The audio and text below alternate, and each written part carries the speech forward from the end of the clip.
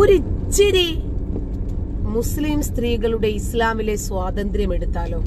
എന്തായാലും ഒരു വഴിക്ക് പോകുന്നതല്ലേ, ഇരിക്കട്ടെ.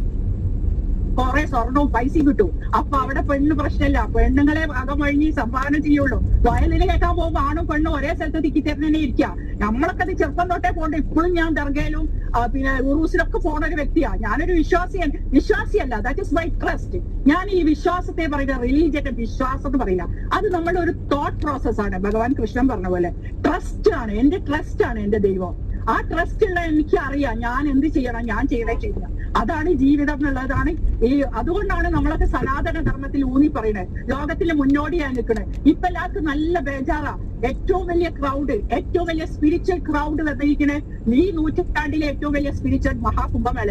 ഇവര് പറഞ്ഞുകൊണ്ടിരുന്നത് അങ്ങനെ ഹിന്ദുവിന് ഒരു ആചാരവും ഇല്ല, ഒന്നുമില്ല, ഹിന്ദുക്കള് ഒന്നും ആർക്കും കൊടുക്കൂല, സഹായിക്കൂല. ഞാനൊക്കെ കേട്ടുകൊണ്ടിരുന്നത് വളരുന്നവരെ നിങ്ങളൊക്കെ കേട്ടുണ്ടാവും. മുസ്ലിങ്ങൾക്ക് സഹായത്തിന്റെ ഇടുള്ളൂ. നിങ്ങൾക്കറിയാം, 10,000 മുസ്ലിങ്ങൾ മാത്രമേ അമ്മയെ സംരക്ഷിക്കൂ. വൃദ്ധസദനങ്ങളിൽ ഉള്ളതെല്ലാം അമുസ്ലിങ്ങളാണ്, മുസ്ലിം ഉമ്മമാരില്ല. എന്നാൽ ഏറ്റവും കൂടുതൽ അനാഥ കുഞ്ഞുങ്ങളെ സൃഷ്ടിച്ചു വിടുന്നതാരാ? ഏറ്റവും കൂടുതൽ അനാഥാലയങ്ങൾ ഉള്ളതാരാ? എനിക്കറിയാം, എമ്പാടും മുസ്ലിങ്ങൾക്കാണ് കൂടുതൽ. വൃദ്ധസദനങ്ങളിലുള്ള ഉമ്മമാരെ കുറിച്ച് ഞാൻ നിങ്ങൾക്ക് പറഞ്ഞു തരണോ? ഇഷ്ടം മാതിരിയുണ്ട്, പക്ഷെ ഇതൊന്നും പുറത്തില്ല. ഇവര് മതം പഠിക്കുന്നത് കൊണ്ടാണത്രേ മാതാവിനെ സംരക്ഷിക്കുന്നത്. അല്ല, മലദ്വാർ ഗോൾഡ് മതം പഠിപ്പിച്ചതാ ആണോ?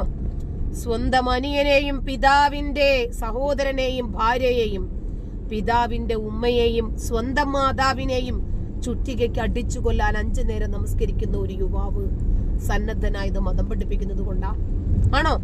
ചെറിയ കുഞ്ഞുങ്ങളെ പിടിച്ച് കമിഴ്ത്തിയും മലർത്തിയും കിടത്തി ഓരോ ഡിങ്കോഡാൽഫികള് മദ്രസകളിൽ കാണിക്കുന്നത് മതം പഠിപ്പിക്കുന്നത് കൊണ്ടാ. അതുകൊണ്ട് മതത്തെ കുറിച്ച് കൂടുതലൊന്നും ഇങ്ങോട്ട് ഉണ്ടാക്കണ്ട. മതം എന്താണ് പഠിപ്പിക്കുന്നത് എന്ന് നമുക്കറിയാം. ഞാനൊക്കെ പഠിക്കുകയും പഠിപ്പിക്കുകയും ചെയ്തതാണ്. അതുകൊണ്ട് എന്താണ് മത പുസ്തകത്തിനകത്തുള്ളതെന്ന് പറയാം. 10 കോടി 5 കോടിയൊക്കെ ആൾക്കാരാണ് അവിടെ വരുന്നത്. മഹാകുംഭം ഭക്ഷണം ഫ്രീ ആ. 45 കോടി.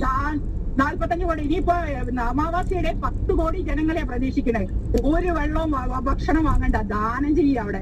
അപ്പൊ അന്നദാനത്തിനെ പറ്റി പറഞ്ഞ നമ്മളെ സനാതന ഇതൊക്കെ കാണുമ്പോ ഇവർക്കൊക്കെ നല്ല പേടിയുണ്ട്. നോർത്ത് ഇന്ത്യയിൽ ആദ്യം തന്നെ നമ്മുടെ റിസ്വി എന്ന് പറയുന്ന ജമാഅത്തിന്റെ പണ്ഡിതൻ പറഞ്ഞത് കുംഭമേളയ്ക്ക് ഇയാൾ സ്ഫോടനം നടത്തുമെന്നാ, കലാപം ഉണ്ടാക്കുമെന്നാ പറഞ്ഞത്. അത് കഴിഞ്ഞിട്ട് കുംഭമേളയ്ക്ക് ഞങ്ങളെ കൂടി ഉൾപ്പെടുത്തണമെന്നാ പറഞ്ഞേ. സ്റ്റാളുകൾ ഇടാനുള്ള സൗകര്യം ഞങ്ങൾക്ക് കൂടി തരണമെന്നാ പറഞ്ഞത്. അത് കഴിഞ്ഞപ്പോ അയാൾ പറഞ്ഞു ഒരുപാട് മുസ്ലിം സ്ത്രീകൾ സനാതനധർമ്മം സ്വീകരിക്കാനും ഇസ്ലാം ഉപേക്ഷിക്കാനും തയ്യാറായി വരുന്നുണ്ട്. അതുകൊണ്ട് ഞങ്ങളുടെ മതത്തിന് അത് ഏറ്റവും വലിയ ആഘാതമേൽപ്പിക്കും. അതുകൊണ്ട് കുംഭമേള നിർത്തിവെക്കണമെന്ന് പറഞ്ഞ് യോഗി ആദിത്യനാഥിന് കത്തെഴുതിയ ആളാ റിസ്വി ബറേൽവി. വില പോവൂല. അതുകൊണ്ട് കേരളത്തിൽ ഇരുന്ന് അവിടെ കാശ്മീർ പോയോണ്ട് കേരളത്തിൽ ഇന്ന് ഏതൊരു ഇസ്ലാമിക രാജ്യം ഉണ്ടാക്കാം. ഒരാളെ എന്ത് പറയും, അപ്പൊ അതിനെ കൗണ്ടർ ചെയ്ത് വേറൊന്ന് പറയും. അപ്പൊ പാണക്കാട് തങ്ങൾ ഇങ്ങനെ പറയോ? അതൊന്നും ഞാൻ പറഞ്ഞില്ല, ഞങ്ങൾക്ക് മുസ്ലിങ്ങൾക്ക് വഖഫ് കൂടി ഇതാണ് അത് പറഞ്ഞിട്ട് ഷാജി വരും. ഇവരിങ്ങനെ നമ്മളെ പറ്റിക്കാൻ വേണ്ടിയിട്ടുള്ള. അതിലാണെങ്കിൽ കമ്മ്യൂണിസ്റ്റുകാർ കുറച്ച് എണ്ണ ഒഴിച്ചു കൊടുക്കും. അപ്പൊ അത് വിശേഷമായി. അപ്പൊ എന്തായി? വോട്ട് കിട്ടി. ഈ വോട്ട് മാത്രമാണ് ഇവർക്ക് എന്ത് റിലീജിയൻ അവിടെ ഉള്ളത്. റിലീജിയൻ എന്ന് പറഞ്ഞാൽ ഇൻഡിപെൻഡൻസ് ഷാക്കിറ ആദ്യം മനസ്സിലാക്കി. ദൈവം എന്ന് പറഞ്ഞാൽ സ്വാതന്ത്ര്യ. ഈ സ്വർഗത്തിൽ നിന്ന് പുറത്തേക്കാക്കിയ നമ്മളോട് പറഞ്ഞാൽ ഈ ഭൂമിയിൽ പോയി സുഖമായി ജീവിച്ചോ എന്ന് പറഞ്ഞ് അയച്ച നമ്മൾക്ക് ഇവിടെ സ്വാതന്ത്ര്യം ഇല്ലാതെ നിങ്ങൾ ഞങ്ങളെ ജനവാതിൽ ഉണ്ടാക്കാൻ പാടില്ല, മൂടിക്കെട്ടണം, ജോലി ചെയ്യാൻ പാടില്ല എന്ന് പറഞ്ഞാൽ പട്ടിനെടുക്കേന് ഞാനൊക്കെ ജോലി ചെയ്തിട്ടില്ലെങ്കിൽ അങ്ങനെ ആയിരക്കണക്കിന് പെണ്ണുങ്ങള് സൗദി അറേബ്യയിൽ ഇരുന്നിപ്പോ പറയാൻ പറ്റുമോ? പോയ സൗദി അറേബ്യ ആണോ ഷാക്കിർ കാണുന്ന സൗദി അറേബ്യ? ഇല്ല. ഹജ്ജിന് ഉംറക്കും പെണ്ണുങ്ങൾ ആണുങ്ങൾ വേറെ കഴിവുണ്ടാക്കി ടൈം വെക്കാൻ നിങ്ങൾക്ക് പറ്റുമോ? ഈ സമയത്തെ പെണ്ണുങ്ങൾ ഇറങ്ങാൻ പറയുന്നത് തവാഫിന് ഇറങ്ങാൻ പറ്റുമോ?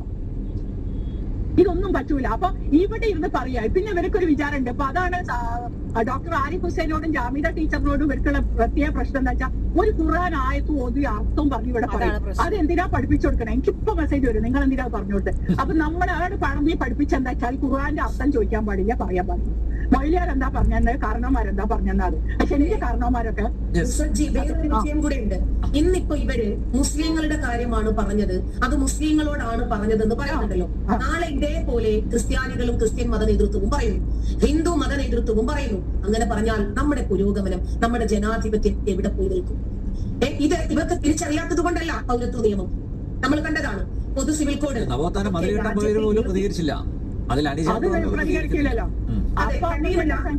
ഇപ്പൊ AP പറഞ്ഞത് ഒരു സ്ത്രീ പീരീഡ്സ് ആകുമ്പോൾ പുരുഷന് ബന്ധപ്പെടാൻ വേറൊരു സ്ത്രീ വേണം, അതിനാണ് സബ്സ്റ്റിറ്റ്യൂഷൻ. 4 ഭാര്യമാർക്ക് ഇവരെ എതിർത്ത് സംസാരിച്ചത്. അതുപോലെ മുത്തലാഖ് വിഷയത്തില് ഞാനും അബ്ദുള്ളയും കൂടി ഒരിക്കലും ഒരു ചാനൽ ചർച്ചയിൽ ഇരിക്കുമ്പോൾ അദ്ദേഹം പറയാണ് ഫ്ലൈറ്റിൽ വരെ എമർജൻസി എക്സിറ്റ് ഉണ്ടല്ലോ എന്ന്. അപ്പൊ ഞാൻ അതിനകത്ത് ചോദിച്ചു, അതിനകത്ത് മെൻസ് ഓൺലി എഴുതിയിട്ടുണ്ടോ എന്ന് ചോദിച്ചു. ലേഡീസ് ഓൺലി എഴുതിയിട്ടുണ്ടോ? എല്ലാവർക്കും ഇറങ്ങണമല്ലോ. ഈ അപകടം പിടിച്ച വിവാഹം എന്ന് പറയുന്നതിനകത്തേക്ക് കയറി, എല്ലാ വിവാഹങ്ങളും അപകടമാണെന്നല്ല, ഏതെങ്കിലും ഒരു അപകടം പിടിച്ച വിവാഹത്തിനകത്ത് കയറി കഴിഞ്ഞാൽ ഇറങ്ങാൻ ഒരു എക്സിറ്റ് വേണ്ടി. ഇവരുടെ സ്ത്രീ വിരുദ്ധത അടിമുടി വ്യക്തമാണ്, നമുക്കറിയാം. അതുകൊണ്ടാണ് ഒരു ചെറിയ തിരുത്തുണ്ട്, ചെറിയൊരു തിരുത്ത്, ഒരു സെക്കൻഡ് ഷാക്കിർ, ചെറിയൊരു തിരുത്ത്, ഒരു തിരുത്തുണ്ട്,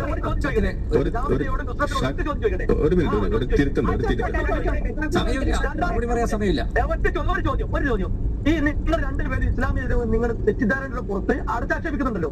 ഞാനൊരു ചോദ്യം, BJPയുടെ നേതാവ് സാക്ഷി മഹാരാജ് ഹിന്ദു സ്ത്രീകൾ 4 പ്രസവിക്കണം എന്ന് പറഞ്ഞു. കുറെ കഴിഞ്ഞിട്ട് ബദ്രികാശ്രമം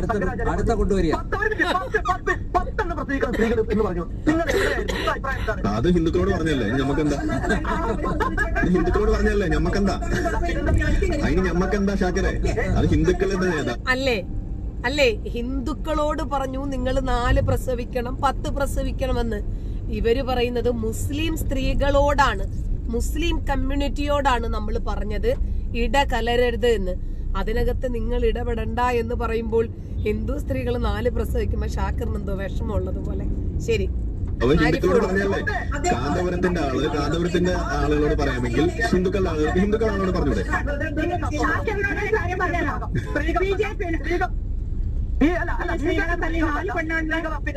പത്ത് കുട്ടികളെ വേണമെന്ന് പറയാം, 4 കുട്ടികളെ പോരാന്ന് പറയാം. അത് കളവല്ല ഷാക്കിർ. ഷാക്കിനെ ഞാൻ വീണ്ടും വെല്ലുവിളിക്കുകയാണ്. ഏതെങ്കിലും ചോണയുള്ള പുരോഹിതന്മാരെ വിളിച്ചിട്ട് വരാം, വേദിയിൽ നമ്മൾ സംവാദം നടത്തും. സ്ത്രീയെ ഉപമിച്ചത് പട്ടിയോടും കഴുതയോടും തന്നെയാണ്. തീർച്ചയായിട്ടും കൃഷിയിടത്തോട്, വസ്ത്രത്തോട്, കറുത്ത പട്ടിയോട്, കഴുതയോട്, നിർജീവമായ വസ്തുക്കളോടാണ് സ്ത്രീയെ ഖുർആൻ ഉപമിച്ചത്, പ്രവാചകൻ ഉപമിച്ചത്, ഇസ്ലാം പഠിപ്പിച്ചത്. ഏതു കൊടികെട്ടിയ പുരോഹിതനെയും വിളിച്ചോണ്ട് വാ, ഡിബേറ്റിന് ഞാൻ തയ്യാറാണ്. തീർച്ചയായിട്ടും നിങ്ങൾ വിളിച്ചോണ്ടാ, ധൈര്യം വിളിച്ചിട്ടാ. ഒരൊറ്റ പുരോഹിതം വരില്ല. ഞാൻ ഇപ്പൊ പറയാണ്, ഷാക്കിർ കുടുങ്ങും. എന്തായാലും അൻസാരി ഉസ്താദ് ഓടി രക്ഷപ്പെട്ടു. ഷാക്കിർ വെറുതെ കുടുങ്ങണ്ട. ഓടി രക്ഷപ്പെട്ടു. ഷാക്കിർ ഒരു ഉസ്താദ് വരാൻ പോകുന്നില്ല. ഷാക്കിർ ഞാൻ പ്രത്യേക നന്ദി പറയുന്നു. കാരണം ഈ ചർച്ചയിൽ താങ്കൾ പങ്കെടുത്തതിന് പ്രത്യേക നന്ദി പറയുന്നു. അതെ, അൻസാരി ഉസ്താദിനെ വിളിച്ചപ്പോഴേക്ക് അൻസാരി ഉസ്താദ് യൂട്യൂബിൽ കിടന്ന് നിലവിളിക്കാനേ പറ്റൂ, അതല്ലാതെ നേർക്ക് നേരെ ഒരു ഡിബേറ്റിന് വിളിച്ചാൽ വരാൻ പറ്റില്ല. കാരണം ഈ വിവരക്കേട് പബ്ലിക് അറിഞ്ഞു പോകും. നമുക്കെപ്പോഴും ശക്തനായിട്ടുള്ള ഒരു എതിരാളി ഉണ്ടെങ്കിലല്ലേ നമ്മളുടെ ആശയം സ്ഫുടതയോടുകൂടി വ്യക്തമായി സുദൃഢമായി അവതരിപ്പിക്കാൻ പറ്റൂ. എല്ലാവർക്കും അങ്ങനെ സാധിക്കില്ല. ആശയങ്ങളില്ലാത്തവന്റെ ആയുധമാണ് പരിഹാസം. നന്ദി.